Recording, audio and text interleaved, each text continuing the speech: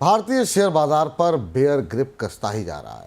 अधिकतर कंपनियों के शेयर 200 दिन के मूविंग एवरेज से अब नीचे हैं। निफ्टी 500 कंपनियों में से 53 कंपनियां ऐसी हैं जिनके शेयर 200 डे की मूविंग एवरेज से 30% से ज़्यादा नीचे हैं। इसी तरह 135 कंपनियों के शेयर 20 से 30%, 146 कंपनियों के 10 से 20% और 93 कंपनियों के शेयर 200 दिन के मूविंग एवरेज से 10% तक नीचे हैं। निफ्टी 500 के 86% शेयर इस मूविंग एवरेज से नीचे चल रहे हैं।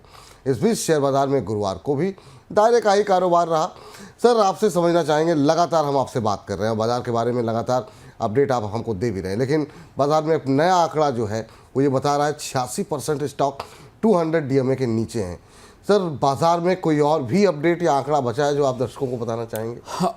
हाँ, शेयर बाजार में जो सुर्खियां दिखती हैं आपको, जो बाहर से दिखता है और उसके जो आंकड़े दिखते हैं उनमें बड़ा फर्क होता है। और एक समझदार निवेशक के लिए ज़रूरी होता है कि वो जो सुर्खियों की धुंध है, आंकड़ों की धुंध है, इसके पीछे जाकर समझने की कोशिश करें। और हम बार बार आपको लगातार शेयर बाजार की इस ताज़े गिरावट के दौर में हम आपको बताते रहे कि कैसे FMCG स्टॉक टूट रहे हैं, विदेशी निवेशक कितना पैसा निकाल कर ले गए, वो कहाँ पैसा लगा रहे हैं। और अब जो आंकड़े आपके आज आए हैं जो चौंकाने वाले हैं, जिस आंकड़े का जिक्र आज विपुल जी ने आपके साथ किया कि जो 200 डीएमए से नीचे स्टॉक्स दिखाई दे रहे हैं, इसका मतलब यह है कि वो डेली मूविंग एवरेज से भी कम है। इतनी तेज गिरावट इन स्टॉक्स में हो चुकी है। इसके पीछे की वजह क्या है? इसके पीछे की वजह विपुल जी अकेले विदेशी निवेशक की नहीं है। मेरे सामने एक आंकड़ा है जो मैं समझने की कोशिश कर रहा हूं। भारत के प्रमोटर्स की जो होल्डिंग है निफ्टी स्टॉक्स में, वो 22 साल के लोएस्ट स्तर पर आ गई है। यानी भारतीय प्रमोटर्स ही अपने स्टॉक्स के गिरने के कारण तेजी से बिकवाली कर रहे हैं। मैं आंकड़ा देखने की कोशिश कर रहा हूं, 41% के आसपास दिसंबर क्वार्टर में NSE के डेटा के आधार पर प्रमोटर्स की होल्डिंग आ गई थी। ये ट्रेंड ऐसा दिखाई दे रहा है कि जैसे जैसे बाजार गिरना शुरू 2019-9 के बाद की स्थिति, जैसे जैसे बाजार ने गिरना शुरू किया है, प्रमोटर्स, बड़ी कंपनियों के प्रमोटर्स भी एग्रेसिवली, बहुत आक्रामक रूप से बाजार में अपने स्टॉक्स की बिकवाली कर रहे हैं। और इसलिए आपको बड़ी कंपनियों के, मजबूत कंपनियों के स्टॉक्स में तेज गिरावट आ रही है। प्रमोटर्स होल्डिंग सिप्ला में गिरी है, प्रमोटर्स होल्डिंग टाटा में गिरी है, भारती और महिंद्रा और TCS में भी प्रमोटर्स की होल्डिंग में गिरावट दिखाई दे रही है। M&M, TCS, टाटा कंज्यूमर्स तीसरे क्वार्टर के आंकड़ों के हिसाब से जो पिछले तीन क्वार्टर के रिडक्शंस हैं वो रिकॉर्ड लेवल पर हैं।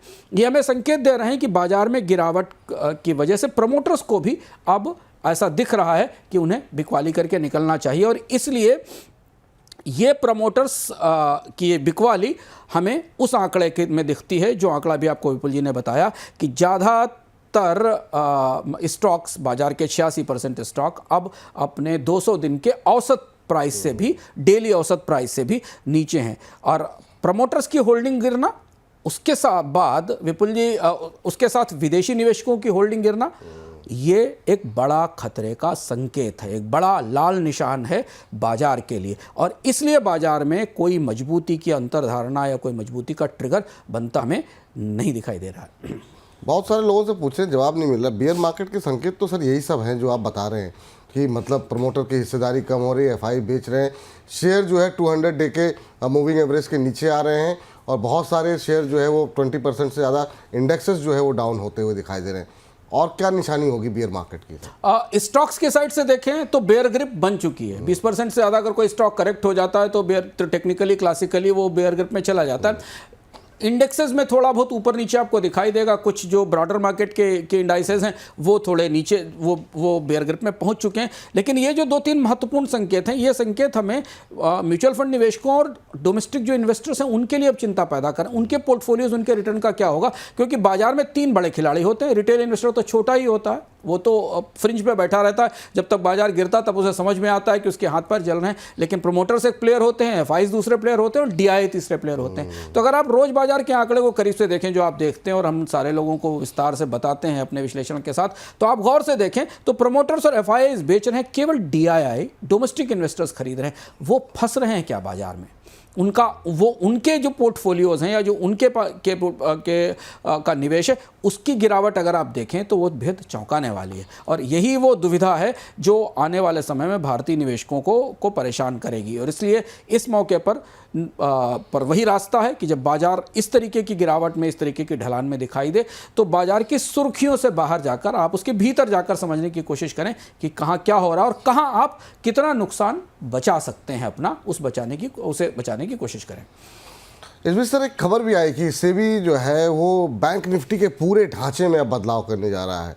तो समझना चाहेंगे कि आखिर में किस तरह का बदलाव होगा और उसका असर किस तरीके से देखने को मिल सकता है। बैंक निफ्टी बाजार में निवेशकों का चहेता इंडेक्स है। निफ्टी के बाद दूसरा सबसे पॉपुलर इंडेक्स, और भारत में बीएफएसआई सेक्टर उसके इंडेक्स में बड़ा निवेश भी होता है। विदेशी निवेशकों ने भी निवेश किया। हालांकि बैंकिंग और बीएफएसआई सेक्टर में भी उतनी ही गिरावट बाजार में उसी तरीके रेशियो में दिखी है जिस रेशियो में बाजार गिरा है। लेकिन सेबी ने इस पूरे इंडेक्स में बदलाव की तैयारी की है और जो संकेत हमें मिल रहे हैं कि बैंक निफ्टी में एचडीएफसी बैंक और आईसीआईसीआई बैंक का जो वेटेज है, जो उनका भार है उस इंडेक्स में, उसमें कमी की जाएगी। करीब 27%, 27.63% के आसपास वेटेज है एचडीएफसी का और 25.5% का वेटेज है आईसीआईसीआई के। इसके बाद कोटक महिंद्रा, एसबीआई और एक्सिस बैंक इसमें शामिल हैं। और इसमें कम से कम 2 नए बैंक और जोड़े जाएंगे, बैंक निफ्टी के अंदर लाए जाएंगे, जिससे कि इसका दायरा बढ़ाया जा सके। और गिरते बाजार में ये थोड़ा इस बाजार का जो फ्लैगशिप है, बाजार का जो सबसे पसंदीदा चहेता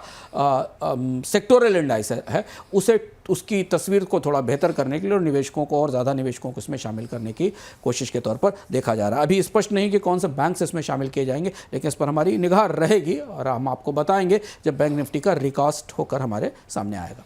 तो इन तमाम खबरों की जानकारी आपको मिलती रहेगी। अब सवाल बड़ा यही है कि मार्च सीरीज में बाजार कैसा रहेगा। और इस बार सर हमने देखा कि 1996 के बाद ये पहली बार हो रहा है कि लगातार 5 महीने जो है वो बाजार की गिरावट के रहे हैं। तो आगे भी हम ये एक्सपेक्ट करें, अगली खबर पे जाएं उससे पहले लास्ट कमेंट टिप्पणी आपकी कि ये जो 5वां महीना है और 1996 के बाद पहली बार हो रहा है, कुछ रिकवरी की उम्मीद कर सकते हैं आप? अब देखिए, बहुत सारे परस्पर अंतर्विरोधी फार्मूले बाजार में काम कर रहे हैं। हर दिन जब बाजार गिरता है तो कोई ना कोई विशेषज्ञ आपको कहता मिल जाता है कि अब गिर गया, अब यहाँ से गिरावट खत्म, अब यहाँ से रिकवरी शुरू होगी। वो डेड कैट बाउंस और बॉटम फिशिंग, ये सब सारी चर्चाएं बाजार में हैं। लेकिन अगर आप फंडामेंटल्स के नज़रिए से देखें, चार्ट से बाहर निकलकर फंडामेंटल के नज़रिए से देखें, तो आपको दिखेगा कि बाजार को कहीं ना कुछ ऐसा चाहिए जिससे कंपनियों में पर लोगों का भरोसा बन सके। अगर आप वैल्यूएशन वाइज देखिए विपुल जी, तो जितना वैल्यूएशन गेन हुआ था पिछले 2-3 साल में, वो तो सब इरोड हो गया। वो तो 30%, 20% इतने मजबूत स्टॉक्स जिनके अच्छे बिजनेसेस हैं, वो 20% 30% निकल चुके हैं।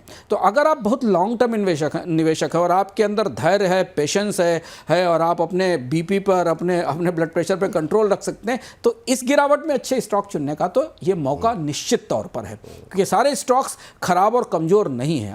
और इस रेट पर आप स्टॉक्स को शायद इससे पहले कभी नहीं पाएंगे। लेकिन दिक्कत ये होती है कि जब बाजार एक तरफा गिरावट में हो, बेयर ग्रिप दिख रही हो, तो ये हिम्मत करना मुश्किल होता है, क्योंकि शुरुआत में जो आप स्टॉक उठाएंगे और अगले दिन वो 3-4% करेक्ट होगा, तो फिर आपके लिए आपको अपने फैसले पर अफसोस होगा। लेकिन जो समझदार और बड़े निवेशक हैं, जो 3-4 साल 5 साल के टेन्योर में अच्छे रिटर्न्स बनाने की कोशिश करते हैं, वो इसी समय ऐसी स्थिति के लिए बाजार में प्रवेश का इंतजार करते हैं। तो अच्छे स्टॉक्स चुनिए। विपुल जी से सवाल पूछते रहिए, आकर शो में हमारे विशेषज्ञों से सवाल पूछते रहिए और उन स्टॉक्स को चुनिए जिनको आप खरीदने का लालच या खरीदने का लोभ लिए बैठे थे आज से 3 साल 4 साल पहले, कि कभी ये तो ऐसा दिन आएगा जब मैं ये XYZ स्टॉक उठाऊंगा जो इतना अच्छा है।